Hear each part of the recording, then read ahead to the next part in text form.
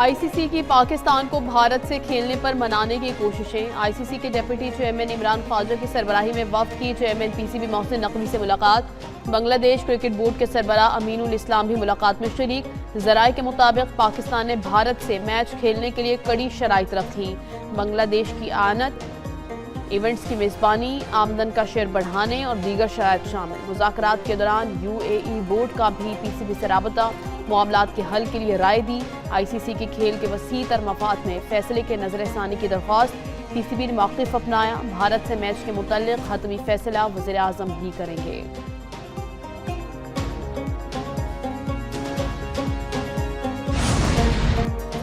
Chairman Pakistan cricket board Mohsin Naqvi سے صدر بنگلہ دیش کرکٹ بورڈ امین الاسلام کی ملاقات۔ قذافی اسٹیڈیم آمد پر محسن نقوی نے امین الاسلام کا خیر مقدم کیا۔ ملاقات میں حالیہ جاری بحران پر تبادلہ خیال۔ صدر پی سی بی نے حمایت پر پاکستان کا شکریہ ادا کیا۔ Chief executive officer P S L Salman Naseer اور چیئرمین پی سی بی کے مشیر عامر میر بھی موجود تھے۔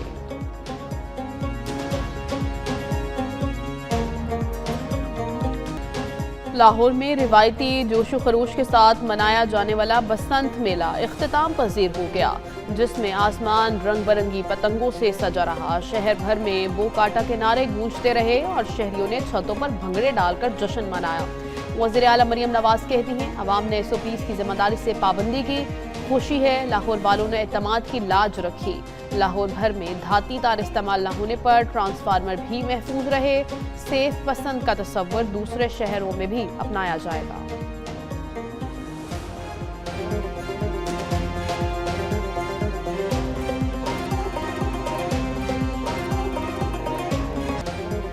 آسمان پر پتنگ، زمین پر رنگ، کہیں گڈے دو تاوے، کہیں خوبصورت پہناوے، نغمے اور گانے، مزے مزے کے کھانے، سب بسنت کے بہانے۔ زندہ دلانے لاہور نے بسنت فیسٹیول کے آخری دن بھی خوب انجوائے کیا۔ شہر کی چھتیں اور کھلے میدان رنگ بکھیرتی پتنگوں سے سج رہے۔ فیملیز اور دوست اکٹھے ہو کر موسیقی اور بو کاٹا کی صداؤں کے ساتھ بسنت کا لطف اٹھاتے رہے۔ لاہوری دہائیوں بعد بسنت کے جشن سے محظوظ ہوئے۔ پتنگ بازی کے ساتھ گانوں اور ڈھول کی تھاپ پر رقص، دعوتیں اور پکوان۔ شہری کہتے ہیں برسوں بعد بسنت منانے کا موقع ملا، بھرپور مزہ اٹھایا۔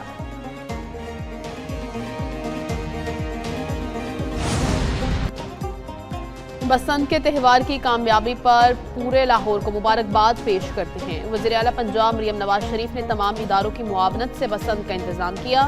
سینئر وزیر مریم اورنگزیب کی میڈیا سے بات چیت، کہتی ہیں وزیر اعلیٰ نے بسنت کے حوالے سے مشکل فیصلے پر عمل درآمد کرایا۔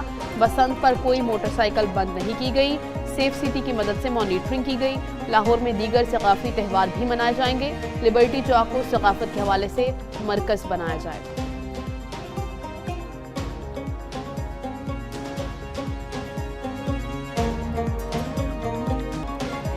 بسنت کا تیسرا روز دہلی گیٹ میں وزارت اطلاعات کے زیر اہتمام بسنت بہار پروگرام ہوا۔ امریکہ اور برطانیہ سے آئی فیملیز بسنت منانے دہلی گیٹ پہنچی۔ وزیر اطلاعات پنجاب اسما بخاری نے مہمانوں کو خوش آمدید کہا۔ گلوکار ندیم عباس لونے والا اور گلوکارہ میگھا کی پرفارمنس۔ اسما بخاری نے کہا صرف لاہور نہیں، پورے پاکستان نے لاہور میں بسنت منائے۔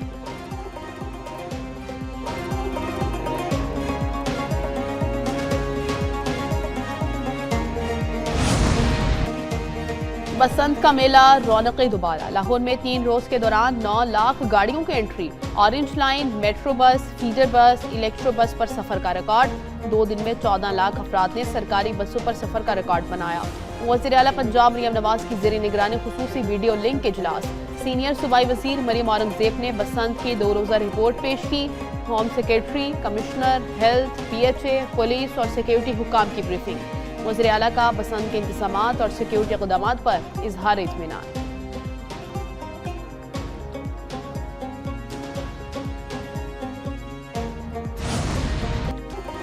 پہلی دفعہ دیکھا ہے پہیہ جام ہی جام ہو گیا۔ لوگوں نے نفرت، انتشار اور تقسیم کی سیاست کو رد کر دیا۔ وزیر اطلاعات عطا اللہ تارڑ کہتے ہیں عوام احتجاجی سیاست سے تنگ آ چکے۔ پی ٹی آئی کی احتجاج کی کال کو بری طرح مسترد کر دیا۔ اعتبار بھی ہے اور گہما گہمی بھی۔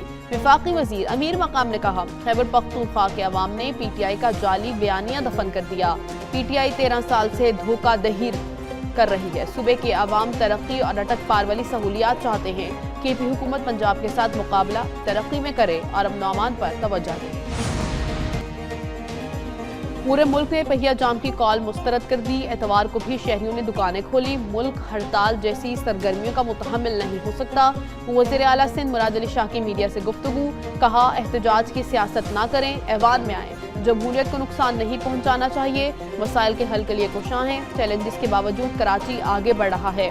آگ لگنے جیسے سانحات کی روک تھام کے لیے اقدامات کرنا ہوں گے۔ سانحہ گل پلازا کے متاثرین کو تنہا نہیں چھوڑیں گے۔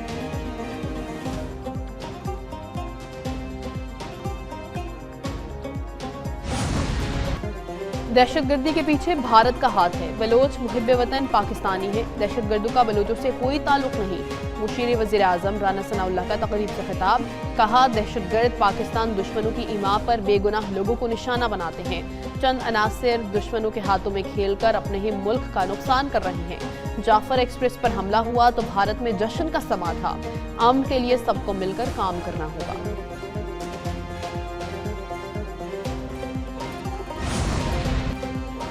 وزیر داخلہ محسن نقوی کی شہید کیپٹن عباس خان کی رہائش گاہ لنڈی کوت علامت، شہید کیپٹن عباس کے والد اور اہل خانہ سے تعزیت اور فاتح خوانی کی۔ وزیر داخلہ کا شہید کیپٹن عباس کو زبردست خراج عقیدت، کہا شہید کے والد سے کہا ان جیسے پرعزم والد کا حوصلہ ہی قوم کا جذبہ بڑھاتا ہے۔ محسن نقوی نے قبائلی عمائدین و مشران سے بھی ملاقات کی۔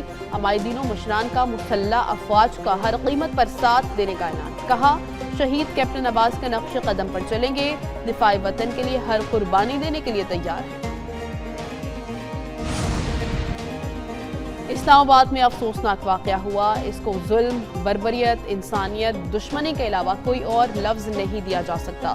وفاقی وزیر احسن اقبال کہتے ہیں ہر نفرت کی آواز کو ختم کرنے اور معاشرے میں ہم آہنگی کی ضرورت ہے۔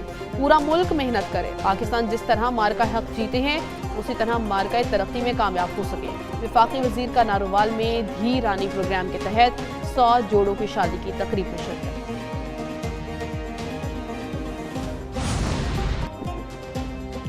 کوشش ہے سب مل کر پاکستان کو امن کا گہوارہ بنائیں۔ امیر جے یو آئی مولانا فضل الرحمان کا اسلام آباد میں جلسے سے خطاب، کہا جے یو آئی نے اپوزیشن بینچوں پر بیٹھنے کا فیصلہ کیا۔ جے یو آئی الزام تراشی کی سیاست نہیں کرتی، قوم کی رہنمائی بھی کر رہے ہیں اور نمائندگی بھی۔ جے یو آئی میں شامل ہونے والے کو خوش آمدید کہتے ہیں۔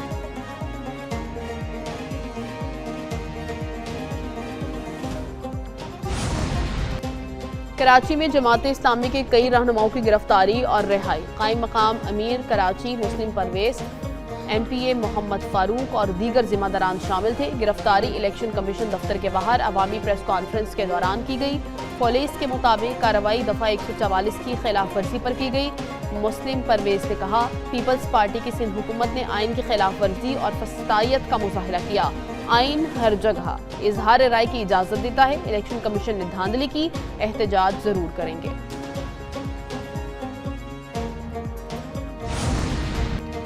گورنر سندھ کاؤننٹ اسوری اور وفاقی وزیر خالد مقبول صدیقی کی زیر صدارت اجلاس، رمضان المبارک انتظامات کا تفصیلی جائزہ۔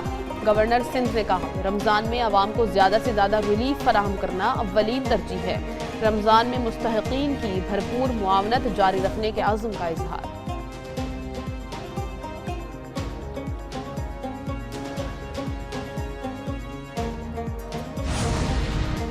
وزیر دفاع خواجہ آصف کی ورلڈ ڈیفنس شو میں شرکت کے لیے ریاض آمد۔ خواجہ آصف کی سعودی وزیر دفاع شہزادہ خالد بن سلمان سے ملاقات۔ وزیر دفاع کی ورلڈ ڈیفنس شو کے کامیاب اور شاندار انعقاد پر سعودی قیادت اور وزیر دفاع کو مبارکباد۔ عالمی سطح کے دفاعی ایونٹ کو خطے میں دفاعی تعاون کے فروغ کے لیے اہم سنگ میل قرار دیا۔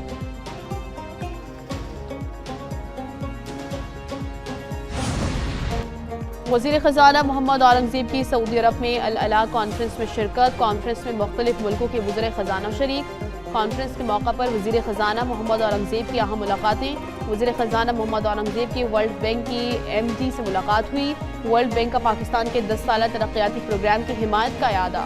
وزیر خزانہ کی سعودی وزیر معیشت فیصل بن فاضل ال ابراہیم سے بھی ملاقات۔ پاکستان میں سعودی سرمایہ کاری اور دو طرفہ معاشی تعاون پر تبادلہ خیال کیا گیا۔ وزیر خزانہ محمد اورنگزیب کی ایرانی ہم منصب سے بھی ملاقات ہوئی۔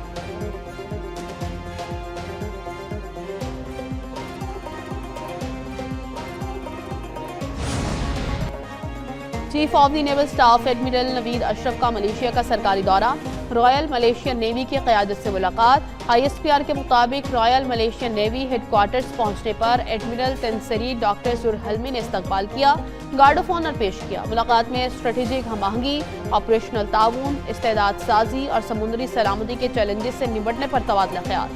نیول چیف نے ملیشیا کے نیشنل ہائیڈروگرافک سینٹر کا بھی دورہ کیا۔